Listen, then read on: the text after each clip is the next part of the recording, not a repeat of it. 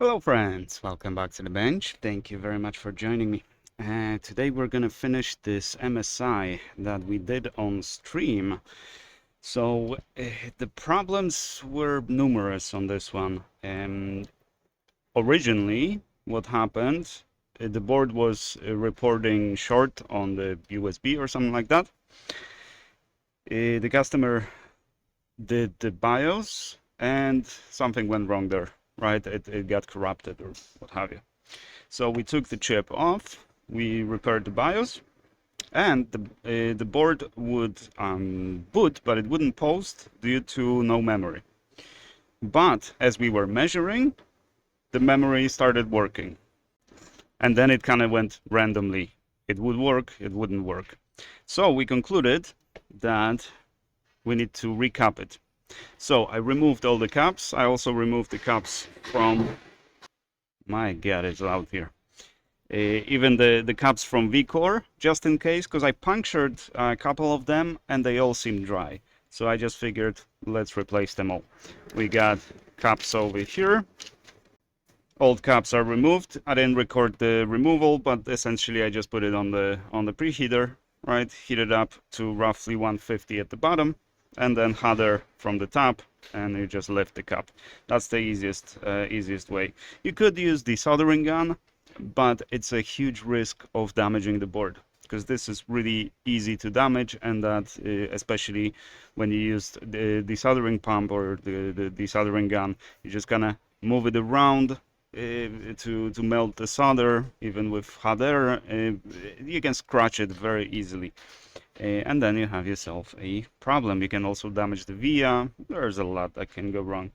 I will make a dedicated video on the new desoldering gun that I got from Tony, but not on a customer device. I'll test it on my own device. Although I've been using it for a while now. I love it. I mean, I understand why Tony didn't like it. I hear all the criticism and I share that criticism, but on the other hand, it's nice, portable. I like it. Anyways, let's put the new caps on, because this board's been waiting for its turn for a while now, and let's see if that helped. If that doesn't resolve the problem, then I don't know what it is, and we're gonna have to look for another shop to refer the case to. So let's hope this will work.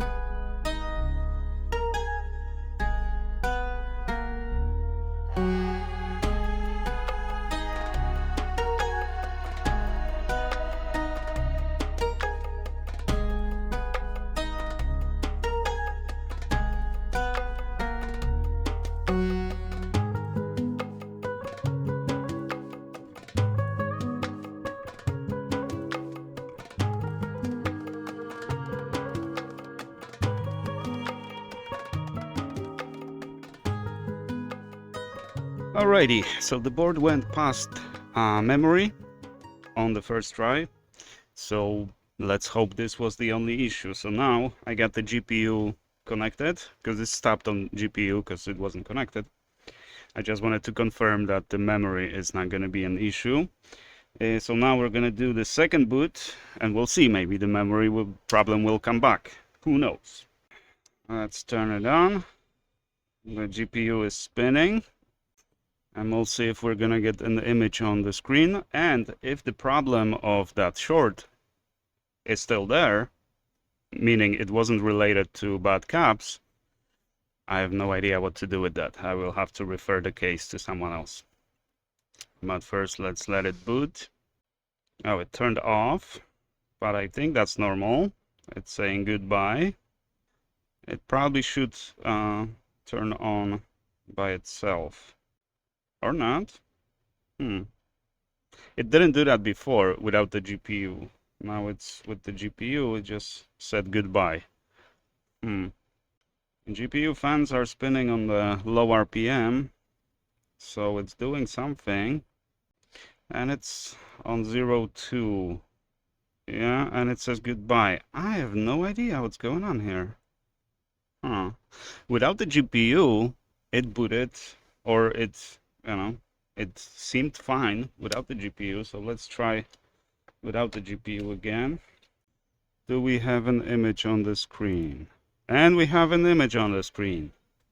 But it did say something, and I didn't read it. Let's rewind the footage. Okay, so it looks like it's still the same issue. The overcurrent protection on the USB. Which means it wasn't the BIOS issue, because we did the BIOS. Nothing is getting hot, right? Because we checked the thermal image. Nothing is getting hot.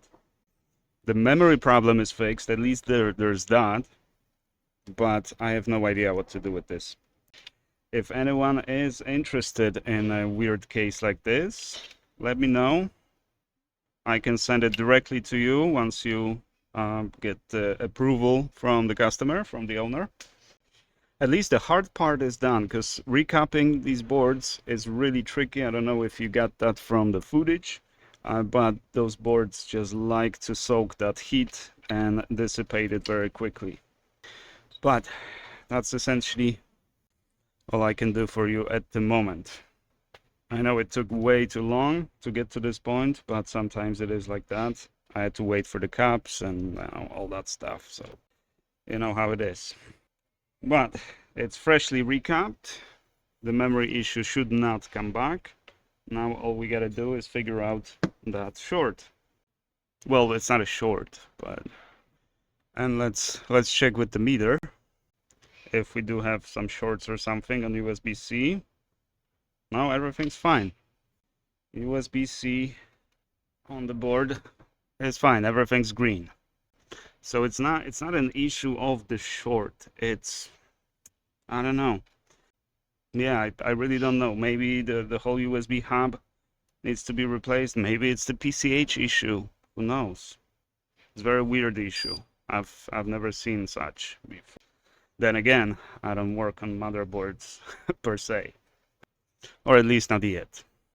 But all right, let me know what you guys think about this case. Maybe you can take it off my hands. If not, we're gonna ship it to the customer, and we did something to it, but we didn't fix it. It's essentially no fix, which is too bad because it took so much time and effort. But sometimes it is like that. Alrighty, that's all I got for you today. Thank you guys very much for watching.